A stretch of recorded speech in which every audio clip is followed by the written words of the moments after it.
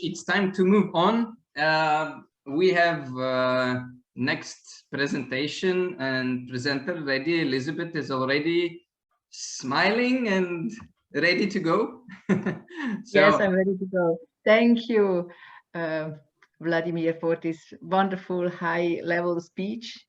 I personally have many good examples in my family with the treatment of homeopathy. Many very good examples. Thank you. So thank you for your explanations. The stage is yours. You can start over right here, right now, Elisabeth. It's your turn. Thank you.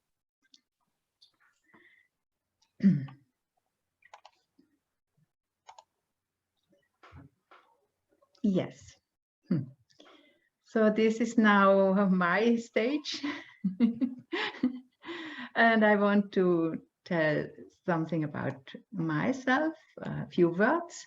I'm the owner of GDV International Dombierer. We have an office in Austria and one in Switzerland. I was medical assistant in a pediatric praxis and then pediatric nurse in Zurich in the Children's Hospital. I am now energy analyst for 22 years. And I am the author of the book Der energetische Fingerabdruck, the energetic fingerprint, and co-translator of Konstantin's book, The Energy of Health, die Energie der Gesundheit. I'm also member of the working group of energetic medicine. This is my first statement. To make a study or to do research, you have to be as smart as a fox. And you will see why I think so. We were given the task by the company Centropics Global AG to test and compare 10 activated or Verum converter cards with different TEMs in comparison with 10 neutral or placebo converter cards. The company Centropics Global has his headquarters in Liechtenstein. This is nearby the Swiss borders. They have the office there in this wonderful building, and you see in the background the Swiss mountains. These are the founders and owners of Centropics. And I had to work with Nick Klein, the CEO of Centropics. He wanted to have a double-blind study.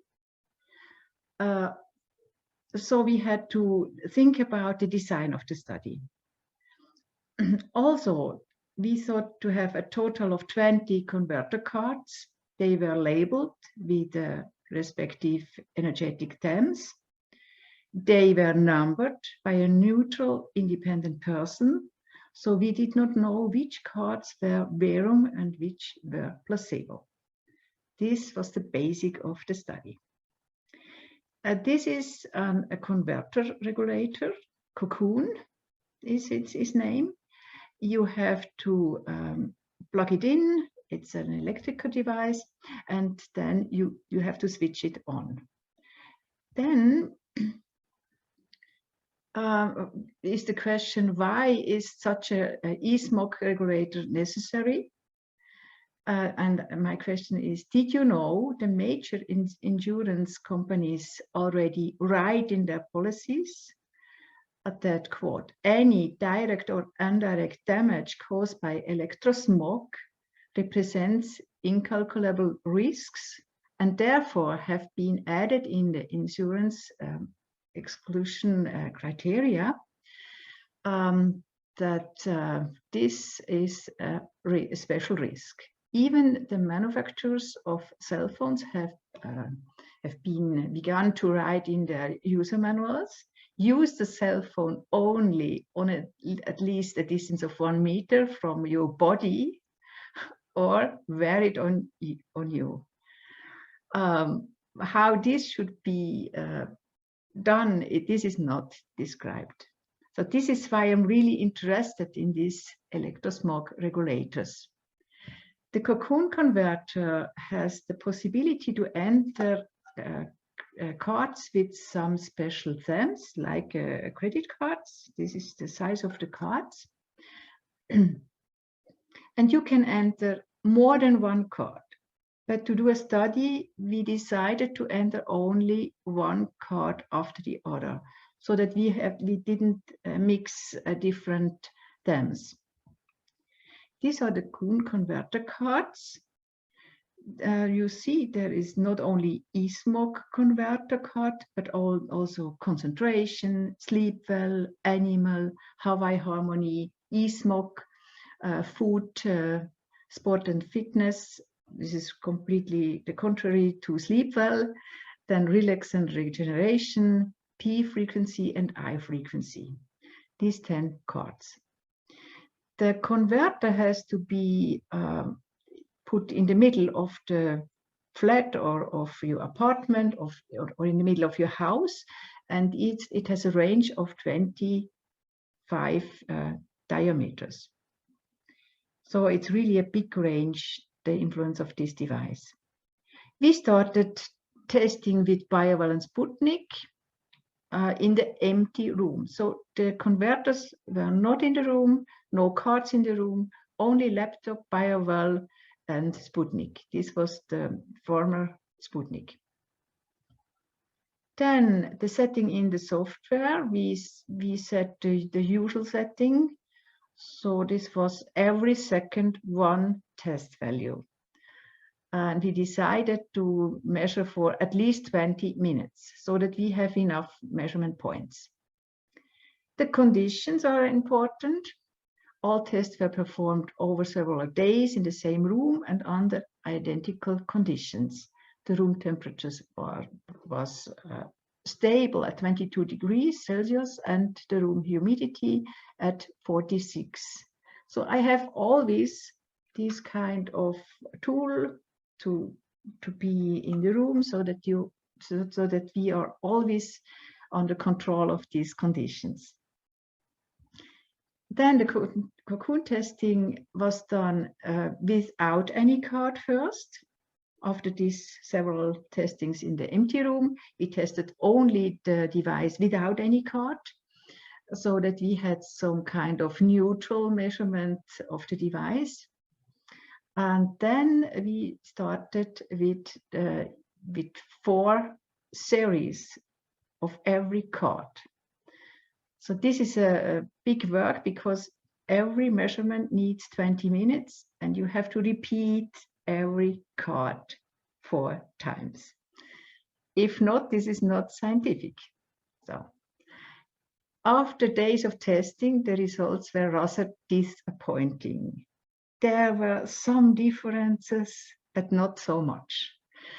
I was beginning to think that we would not be able to do the job because either the COCOON device and the cards do not measurable things, or the Bio-Well with the Sputnik cannot measure the effect on the environment activated by the COCOON device. In our desperation, I turned to Dmitry Orlov and asked him for help.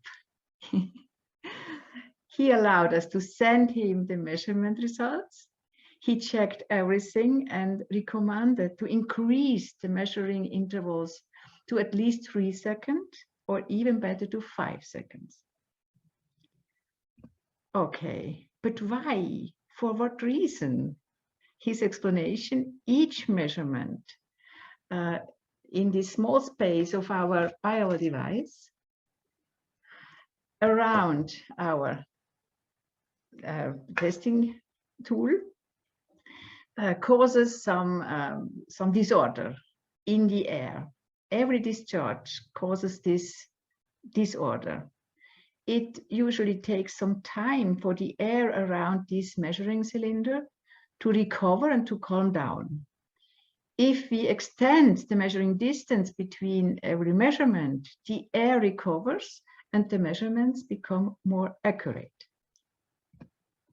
So we changed the setting up to 5 seconds, and then we need much more time for all these measurements. You can imagine. to be sure we were on the right track, we sent further measurements results to Dimitri. He confirmed that we can clearly find a statistical difference between these two cards. So this was now the next step, to do all the repetition of all the measurements we already did. And then I talked also to Rasmus Gaub, Berghausen. Some of you, they will know him. He told me it's good to have an independent person to do the statistics, so that we are not influenced by our team or even by Dimitri. And we had in this case Dr. Monika Heinzel-Guttenbrunner. She is a very good person for this, and she did the whole statistics. She explained me everything, and she told me how to present the results. So this was now with the 10 verum and 10 placebo cards. We had really, when we look at the mean of the mean values with the placebo and card, it was the standard deviation of 6.77. And with the verum real cards, we had a standard deviation of 4.82. And then when you look at the box plot, the blue boxes contains the central 50% of the distribution. The horizontal line in the box shows the median. So we had, you can imagine, we put all the measurements in one box, placebo, and all the measurements in the verum, and you have altogether a significant difference. Then, of course, we wanted to see if the p-value is less than 0.5, and really it was less than 0.5. So again, a statistically difference. Now, most interesting is of course, which card is doing what exactly. So the red boxes here are the placebo cards, and the green one are the verum. And you see some of the cards, they didn't show so much difference. And you see concentration, there's a big difference, P frequency a little bit less, food also not so big difference, ESMO only small difference. And then we wanted to see if the difference between the empty room and the difference between when we only activated the empty device, what exactly is going on then? So in principle, we saw that in every measurement, the placebo and the verum, they had a difference, but sometimes it's nearby the device measurement. Look at this, the red placebo is nearby the device measurement. And then I wondered why we have sometimes placebo and verum measurements so close together, both of them. They had statistically difference between the empty space and the device, but not so much between each other. Then, after thinking a lot about this fact, we find out, of course, the verum and the placebo cards, they have a 24 karat pure gold stripes, several stripes on it. So this also has an influence, but you have to think about this result. Why is it like this? And then I discussed with Nick Klein, and he also told us, oh, in this case, it was not really a placebo card. It is also a card with some effect. And I'm really proud we could show it with our measurement. And I thank you, Dimitri, to be so patient and help us with this, with this whole study. So this is the COCOON. This is now food and eye frequency, animal card, sport and fitness. And the conclusion is we find the difference between the Verum and the placebo cards in a statistically significant way. Small differences were shown between the Verum and the placebo value for the topic of sleep well, Smog, Hawaii harmony, and relax and regeneration. This could indicate the different effects of the cards, which are supposed to have a relaxing effect.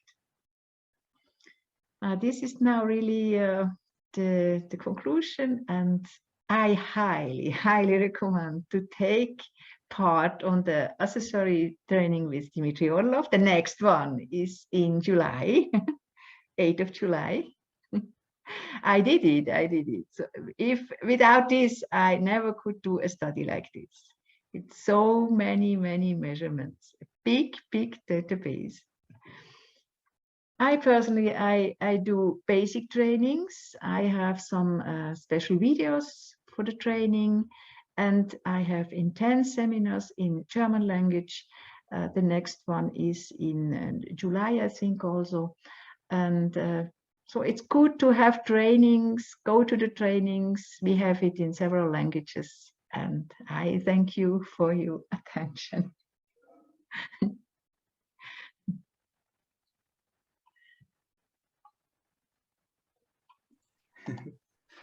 Well, I like the ostrich smile. Thank you.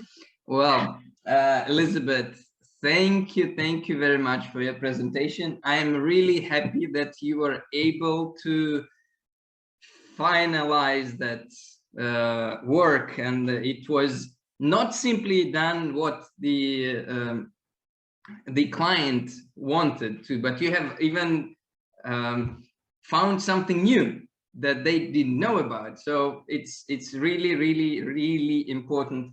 And well, the main conclusion that we can make from this speech by Elisabeth is, when you are in a hurry, you cannot see small, tiny, subtle things.